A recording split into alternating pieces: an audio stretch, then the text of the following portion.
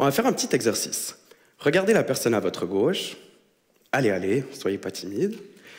Puis regardez la personne à votre droite. Voilà, c'est fait. Alors, selon une étude faite cette année, au moins l'un ou l'une de vous trois s'est déjà endormi en réunion. Endormi. Bravo. Mais en même temps, imaginez un peu l'ennui.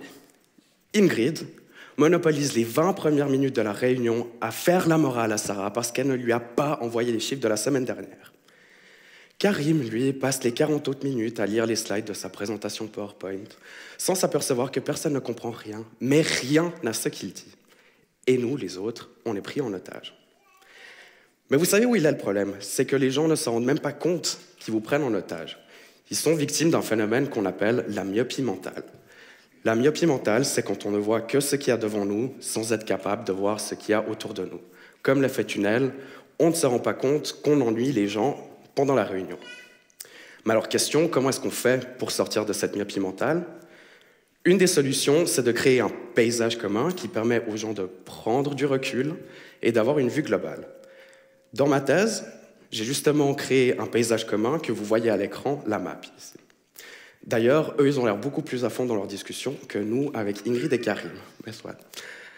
Ce qu'ils font, c'est qu'ils remplissent 4 colonnes vides avec des post-it. Ces 4 colonnes correspondent aux 4 éléments essentiels que toute équipe, et peu importe le contexte, doit discuter et mettre en commun pour avancer ensemble. Les objectifs communs qu'on essaye d'atteindre en tant qu'équipe, les engagements communs, les ressources communes dont on a besoin et les risques communs liés à notre activité. La marche à suivre, en fait, c'est qu'on commence à discuter des objectifs communs, on en trouve par exemple 3, et là, du coup, on écrit ces 3 sur des post-it qu'on met dans la première colonne, et ainsi de suite pour les 4 colonnes. J'ai testé l'outil avec 26 équipes dans des contextes très différents, mais les résultats étaient assez similaires. Comme la map cadre ce dont on doit discuter, les gens ne parlaient que des éléments communs et qui concernent tout le monde.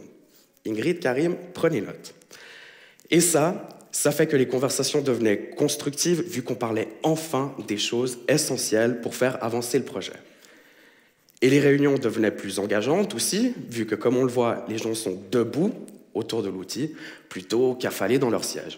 On est dans une posture d'action collective, en gros. Mais mon résultat préféré, c'est que comme les conversations devenaient constructives, le nombre de réunions nécessaires baissait. Par contre, je vois qu'un tiers de la salle s'est déjà endormi. Merci. Alors, j'arrête la prise d'otage et je vous souhaite quand même une très très bonne sieste.